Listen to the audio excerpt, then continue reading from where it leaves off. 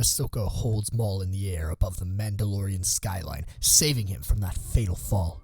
No, no, no, let me die, he cries in agony.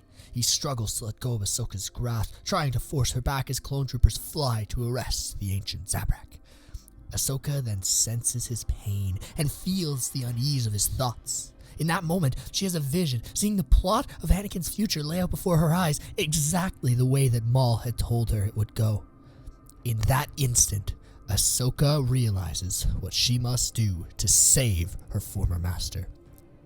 Have you ever wondered what would have happened if Ahsoka had gotten to Anakin before Order 66? Well, if so, then you are in luck, because that is exactly what we'll be exploring in today's video.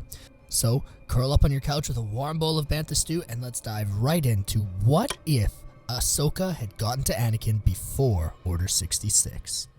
After the Republic's success in capturing Maul on Mandalore, Ahsoka provides a status update to the Jedi Council. She's still coming to terms with the reality of her victory and cannot quite believe that she was the one to capture this former Dark Lord of the Sith. However, she remains composed.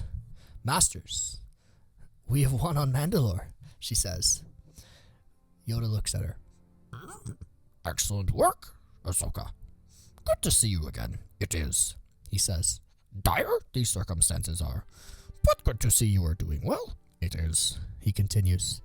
Mace Windu looks at her with his stern eyes. "It certainly is, citizen." The rest of the council shoots an eerie glance at Mace, wondering why he would say such a thing. Ahsoka looks back at him with the same venom. "Yes, I am a citizen now, Master Windu," she says, "and I quite like it." Then she looks back at the rest of the council, who's murmuring in approval at her victory.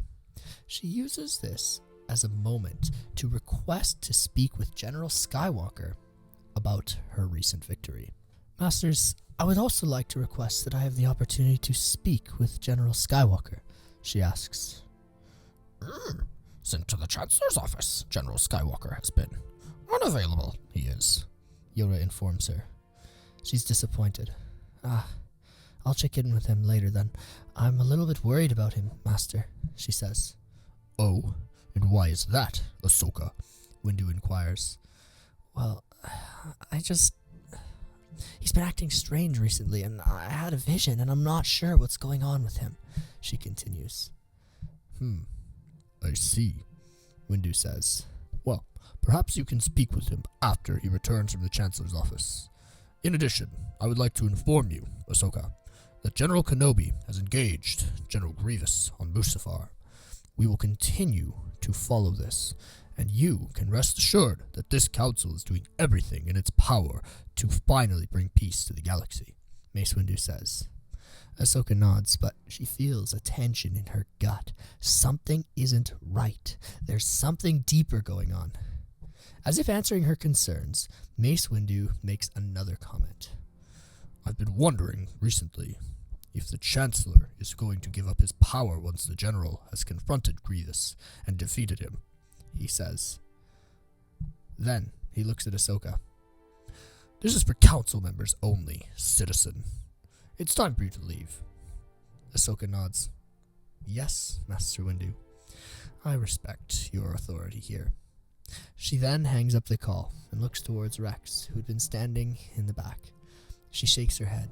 The worry and concern in her mind is further heightened as she ponders what is so dangerous about the Chancellor that they would have to keep this a secret. Later, after the call, Yoda, feeling guilt and sympathy towards Ahsoka, actually reaches out to her and calls her later. "Ahsoka, good to see you again, it is," he says.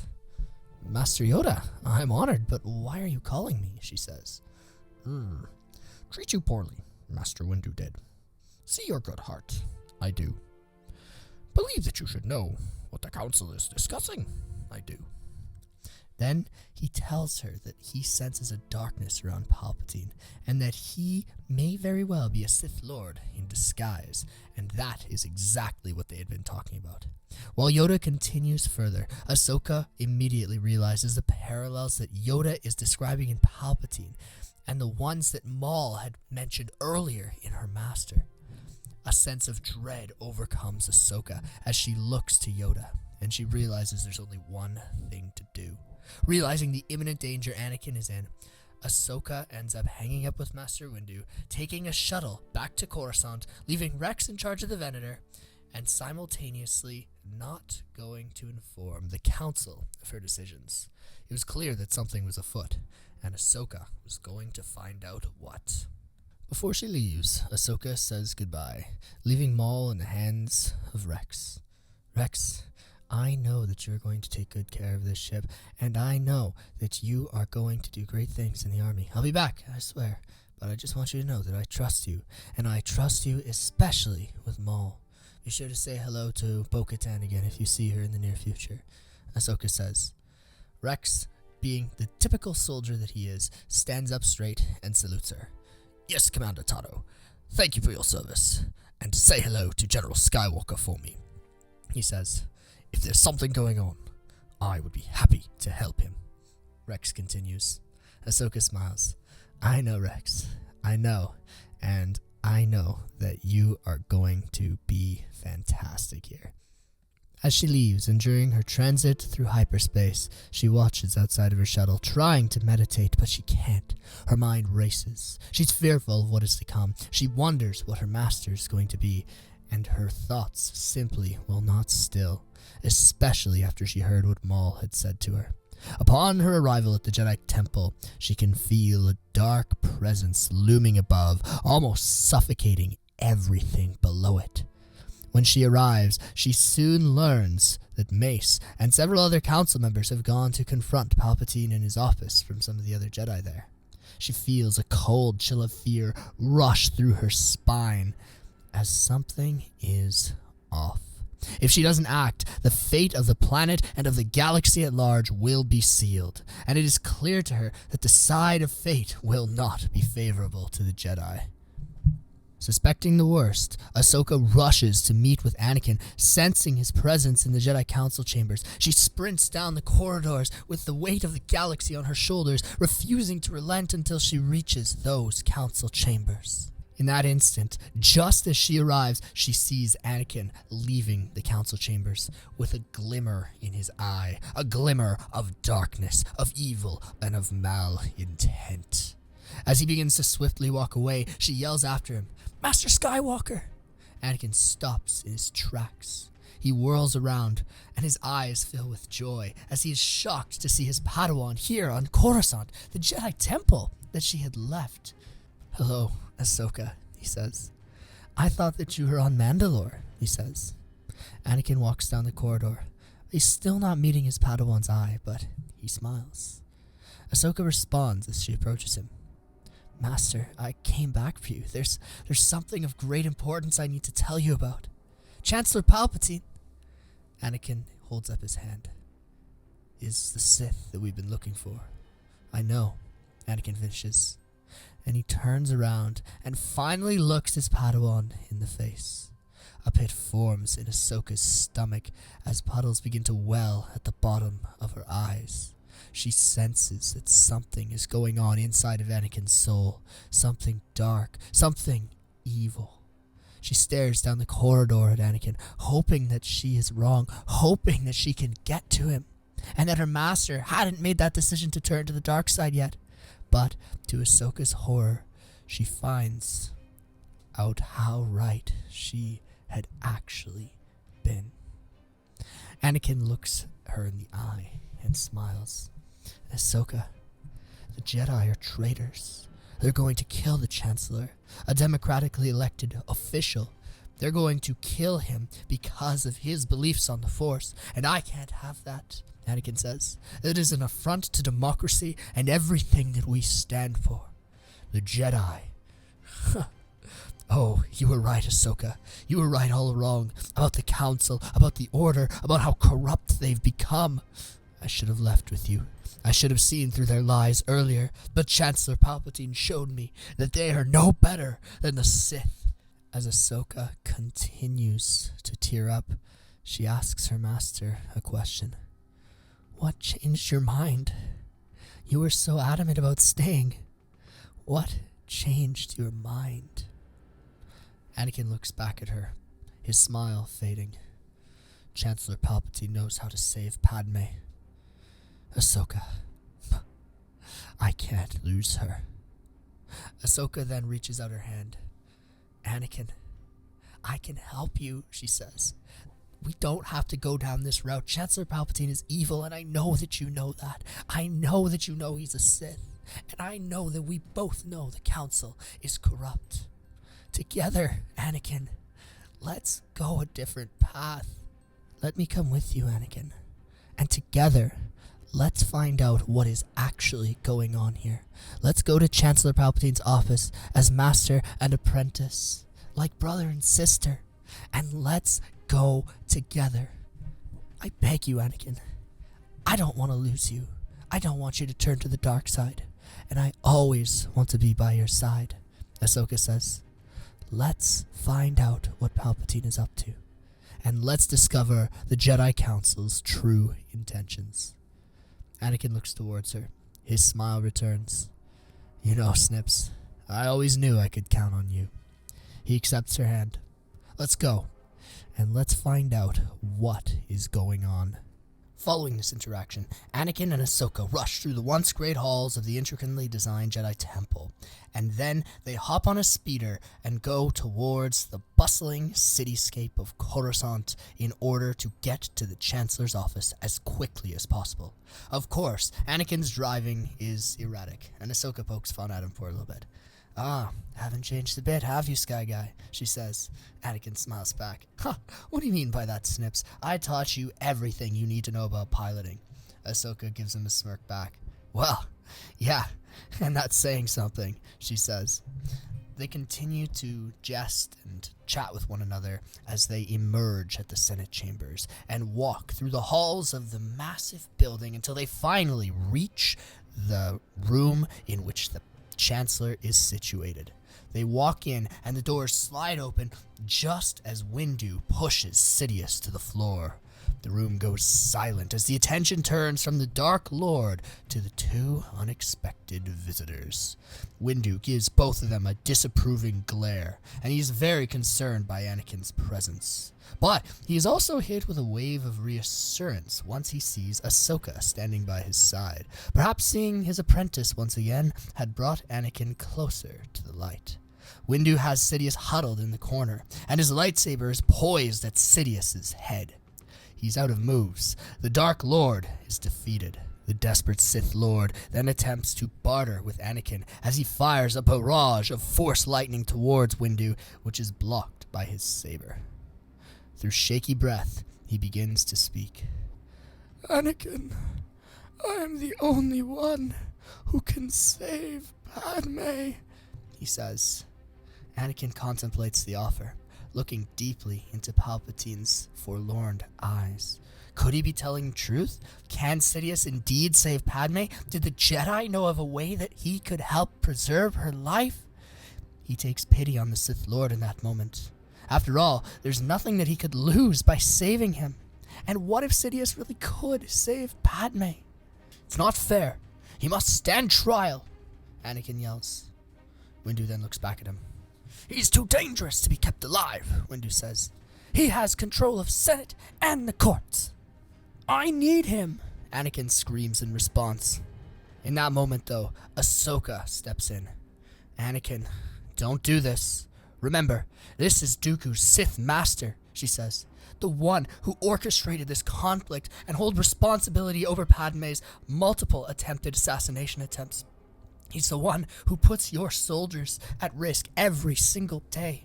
He's the reason that the clones can never have normal lives. He is the reason for this war, Anakin. He doesn't care about you. He doesn't care about Padme. He cares about himself, Ahsoka says. In that instant, Anakin is hit by a flood of realization, and he comes to his senses, but by now, it's too late. The look of terror in Sidious's eyes turns to one of pure maniacal evil. His moment of contemplation provided enough time for Sidious to react as Force lightning courses through Windu's body in that instant that he had been unattentive.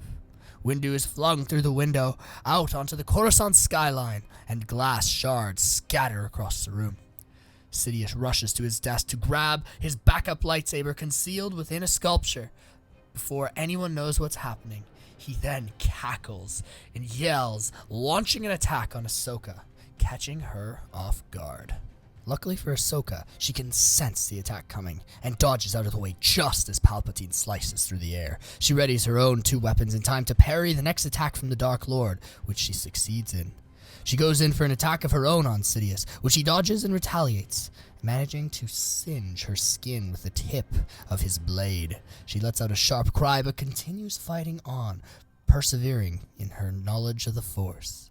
Anakin sees this and joins the fight in a bid not just to save his Padawan, but to exact revenge on the accomplice to Padme's attempted murder. A flurry of swings and parries unfold as Sidious uses his full strength to attack the 2 of them. To Ahsoka's horror, though, Anakin somehow seems to be holding back slightly. Then, it clicks. He's afraid that killing Sidious will still result in Padme's death. The trio continue to exchange blows, skillfully blocking and dodging each as they come. Sidious smirks as he fights 2, smug and excited at the opportunity to kill 2 more Jedi. Soon, though, Anakin's hesitance will be his downfall, as Sidious notices that his heart isn't fully in the fight, sensing his apprehension. And then, he uses this as an opening to attack Ahsoka. In one smooth motion, Sidious cackles as he slices with his saber, severing Ahsoka's arm and throwing her against the wall with the Force. The Dark Lord looks down on her with disdain. She looks back at him, half-conscious, terror in her eyes. This is enough to snap Anakin out of his indecisiveness, as he can't bear to watch his Padawan and his little sister get hurt. "You liar!" he shouts as he jumps into action against Sheev, attacking Sidious with a series of well-articulated swings. Sidious blocks and responds with some slashes of his own, along with taunting Anakin. "I will do exactly what you believe I will to Padme once you die. We could have ruled the galaxy together, Anakin, but instead you chose to prioritize the Jedi and their twisted way of thinking," he says as he slices at the young Jedi Knight. This is enough to tip Anakin over the edge, which gives Sidious the upper hand as Anakin loses control of his emotions. He cuts off Anakin's cybernetic hand before blasting him with a torrent of Force lightning, cackling the whole time. The electricity floods through Anakin's body, and he writhes in pain. Sidious laughs as the Jedi squirms. "Perhaps you are not as strong as I thought you were," he says. "Perhaps you were not the chosen one after all." With the Sith Lord focusing all of his energy on torturing Anakin, Ahsoka crawls shakily onto her feet, fueled with the need to protect her master, and she launches an attack on the Sith Lord, readying for the kill. But to her dismay, Sidious blocks her attack at the last second. Fear condenses on the hero's lips as she locks eyes with the Dark Lord. The relentless glare of hatred is piercing. Ahsoka feels true, unbridled fear without Anakin to protect her, and with Windu gone. She'll still have to deal with this Dark Lord herself, which she knows will lead to her demise. As Ahsoka prepares for her death, and out of breath, Mace Windu somehow manages to crawl back to the top of the Chancellor's palace. As he crawls through the window, his hand bloody and his face ravaged by cuts, scars, and disfigurement, he looks towards Sidious, and he looks towards Ahsoka. "This ends now," Windu says, a vengeful look plastered across his brow. He repels the Dark Lord away from Ahsoka using Force speed to get to him, buying some time for her to recuperate, and the 2 Jedi ready their stances. Windu somehow still clings to his purple lightsaber, even though one of his hands had been cut off and fallen to the floor of Coruscant. Perhaps he had used the Force to grab it as he was falling. Perhaps he had used the Force to steady himself on a speeder nearby and hop back up to the Chancellor's office. Ahsoka didn't know, but she was astounded nonetheless, and she was happy to see one of her old friends and mentors. Sidious comes down on them with his full force, his blade expertly arcing through the air, effortlessly blocking and parrying attacks from the Jedi. He lands a blow on Windu's leg, singeing the side, leaving it raw with skin. Windu winces and bites his lip as he continues to fight with his one hand and his lightsaber. Ahsoka lands a kick on the Sith Lord, setting him off balance. She goes in for the kill, her sable arcing across the air towards Sidious. Although the Dark Lord anticipates this attack, repelling Ahsoka into the wall, knocking her unconscious, there is still hope. Almost simultaneously, the Dark Lord rips a bolt of lightning towards Windu. This already weakened Jedi knows that he can't take another hit. He expended so much energy on keeping himself alive and getting back towards the fight. If he didn't escape this, Ahsoka would die, and so would the Jedi Order as he knew it. As Sidious's force lightning crackles towards him, Windu readies his blade for the incoming onslaught. As he does this, the lightning surges up and down the blade, but Windu holds steady, looking Palpatine directly in the eyes. He makes a final push towards the Dark Lord with his Vapad force prowess, powering through the lightning and using Sidious's dark energy against him, readying for the kill.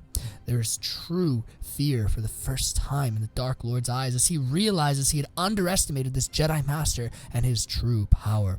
Windu plunges the saber through the heart of Sidious. A look of shock passes over the Sith Lord as he realizes that he is defeated. Windu then removes his saber and discards of Sidious, leaving him to meekly crumble to the floor. The once great Darth Lord had been defeated. Windu rushes to the side of Anakin and Ahsoka. He checks their pulse. They're alive, but Anakin is in critical condition. Asoka regains consciousness and darts to the side of her master, clutching her now non-existent limb in pain. "He's alive," Windu says softly. "Barely, but he's alive." Ahsoka and Windu carry Anakin to the Jedi Temple for treatment. Coruscant feels desolate, but the dark aura has seemingly lifted. In the end, the Jedi had prevailed. With Palpatine's death and the information gathered from the Chancellor's office by Maul's testimony, the Senate justifies the Jedi's action during a Senate hearing led by Padme Amidala. Anakin, Ahsoka, and Windu are heralded as heroes of the Republic, and the war soon comes to an end with the arrest of the CIS leaders that had gathered on Mustafar. The Separatist Parliament meets with the Republic to discuss its terms of reintegration. Windu speaks with Anakin after he recovers from his burns and receives a replacement of his cybernetic hand. "Master Skywalker," he says. Anakin smiles. Did you just call me Master?" he asks. Mace Windu lets out a rare grin. "You made the right decision in there, kid," he says. "Yes, Master Skywalker. I want you on the council." Anakin beams. "Of course I'll accept," he says, "but under one condition." Anakin cocks his head. "What's that?" "I want you to explain everything," he says. "What was your hesitancy in there? Why did you think about joining him? Who was he talking about?" Anakin looks back at Windu, shaking his head, ashamed. He reveals his marriage to Padme and the nightmares that he had experienced. Though shocked, Mace Windu is actually understanding in this case. He decides not to punish Anakin after destroying the Sith Lord and ending the war. Anakin is then accepted as a master, and he's given access to the restricted section. Though many of the masters are present to ensure a healthy delivery, Padme gives birth to Luke and Leia without complications in this timeline. Ahsoka Tano rejoins the Order as a Jedi Knight to fight alongside her master, believing in the new prowess and the new stances that the Council held, knowing that Anakin would do his best to limit corruption on the Council and ensure that true Jedi values were upheld. She joins the Order and takes a place on the Council in place of the late Kit Fisto under the recommendation of both Windu and Anakin. Yoda agrees, acknowledging that she is the best person for the job. With Anakin now a Jedi Master and Ahsoka a knight with a high standing on the Council at a very young age, Padme is willing to let the children be trained as Jedi. Obi-Wan trains Leia, and Ahsoka trains Luke, with Anakin being allowed to form an attachment to both of his children as a father figure, thanks to Yoda's intervention. Maul is placed in stasis for all of eternity, and the clone army begins to clean up any splintered Sidious forces and resistance. With Anakin and Ahsoka's influence, the Jedi Council sends many of its members to the Outer Rim to aid those who have not received help in centuries, including the slaves that Anakin had seen on Tatooine when he was younger. The Jedi's reputation is restored, and peace is finally brought back to a galaxy that had been engulfed in turmoil for years. Thank you all for watching today's video. Today I actually managed to once again get one of my favorite guests on today, and that is the Emperor of the Galaxy, Emperor Sheev Palpatine. Hello Sheev, how are you doing today? Please, call me Darth Sidious. Oh, yeah, sure, Sidious. I just want to know what you thought of today's video. Oh, I hated it. Oh, why is that? Because I lost. Because I do not think that some Jedi could crawl up and manage to come back from pure defeat like Windu did in this story. But didn't you do that in The Rise of Skywalker? Wasn't there a line about, how somehow you just returned? Well, yes, but I was using the dark side. Well, hey, anything's possible in Star Wars. Nobody's dead until they're shown on screen dead. I suppose you're right. Well, thanks for that little interview there, Palpatine. I hope you have a good day. And thank you all for watching today's video. If you enjoyed it, I would highly recommend that you comment down below what you liked. What didn't you like, or some things you think could change? Also, would you like to see a part 2? If so, what do you think would happen? If you are also somebody who's interested in Star Wars, I would highly recommend that you join our Discord server. I would love to see you there in our community of like-minded fans. And who knows, I might even pop in and say hello every once in a while. Again, thank you guys for watching today's video. I hope that each and every one of you have an absolutely bantha-tacular rest of your day. And, as always, I hope that you've had your daily delicious dose of bantha stew.